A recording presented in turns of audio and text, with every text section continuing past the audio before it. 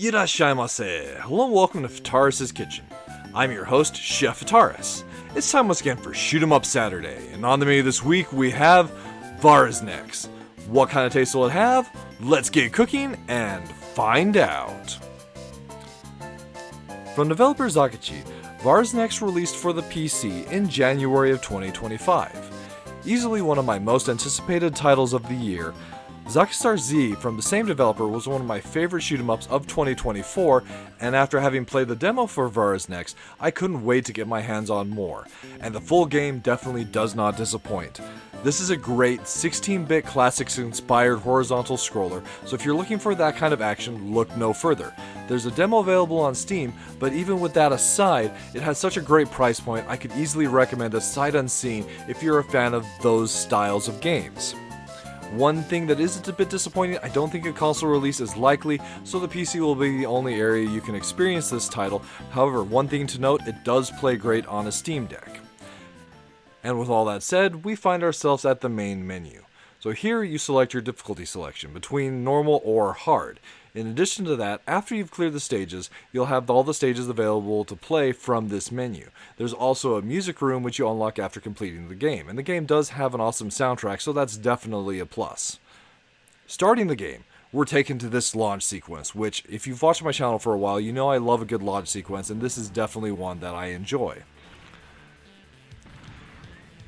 Each time you start up a run, there is a little bit of tutorialization the game gives you, at least playing on normal. So we have a couple meters at the top that we'll talk about. So the one in the very top right indicates our distance through the stage. It's nice to know how much you have left. Now, the meter below that, the thin blue line, as we defeat enemies, they'll drop energy items, and those energy items will fill up that bar.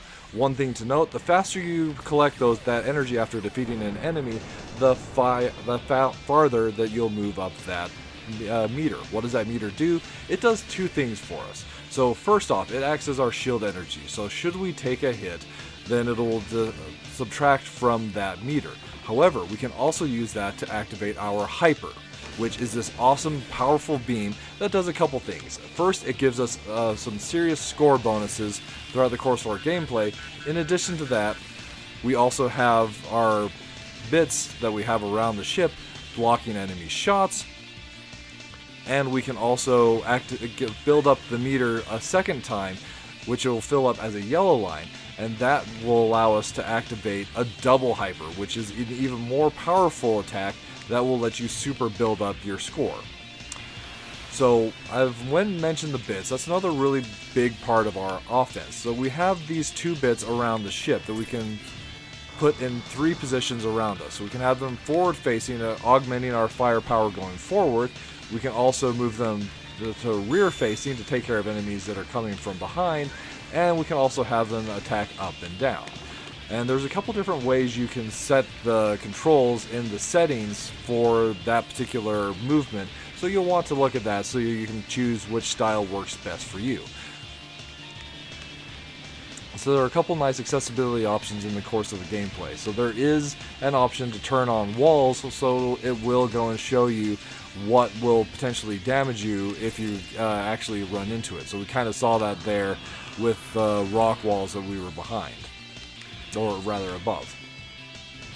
So here's a good place where we can see where we'd want to go and use our bits behind us to take care of those missiles that are approaching from behind, and we're almost finding ourselves at the end of the first stage. So if you've played Thunder Force 4, then you're definitely aware of what kind of action that we have here, and there's definitely a lot of homage from this title from some of those 16-bit classics like Thunder Force. There's also some Einhander, some G Darius here, really a lot of the great shoot 'em ups of the 16-bit 90s era. So if you're interested in those titles at all, then this is definitely one that I can encourage you to give a try. So the first boss itself is relatively straightforward. There's a meter on the right side of the screen that's its health bar, and as we work through the segments, we can see that we'll occasionally get extra energy from completing segments of the boss. So one thing that I really like about the whole hyper system that the game has is it's actually possible to counter the beams that like bosses and other large enemies fire. think kind of G Darius that way, and it's just a satisfying experience when an enemy's firing a beam to fire your own, counter that, and ultimately wipe them out. Especially if you properly use your beam against bosses, the boss fights can go very quickly. Otherwise, sometimes it can be a little bit on the longer side, especially if you are losing lives and don't have much in the way of shield energy built up. One thing I can say though is you're always at the same firepower level, so even if you are occasionally losing lives, at least when you come back you're not in a specific disadvantage.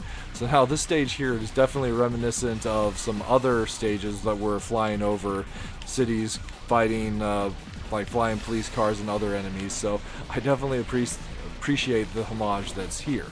And really, for me, that's one of the things that attracted me most to this title, is just how it has that feel of the shoot-em-ups from the 90s.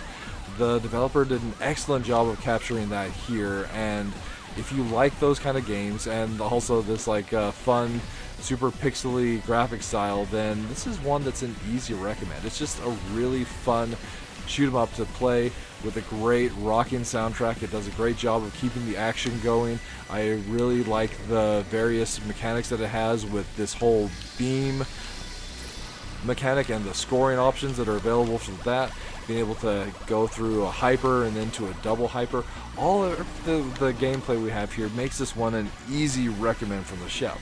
As far as minus flavors are concerned, so one of the big things I do have to say is that it is a little bit on the shorter side. The game is only 5 stages long, and the stages go pretty quick. So although it is nice that it doesn't necessarily outstay its welcome, for somebody that's really enjoying it, it would have been nice if it was just a little bit longer to enjoy more of this awesome gameplay.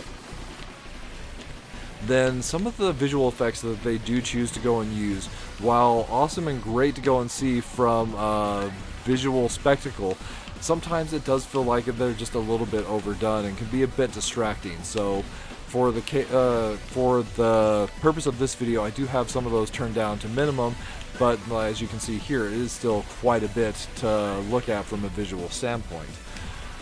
But then on the plus flavor, so one thing I can't understate is just how great of a value this is. The game has a very low price point, and really I feel like you're getting your money's worth big time with this title. So if you're into the 16-bit style of shoot 'em up at all, then VARYZNEX is an easy recommend. It does a perfect job of capturing that feel that made the 16-bit classics so much fun to just sit down and play, and it does it with some of the modern trappings that we have of the systems that it's available on.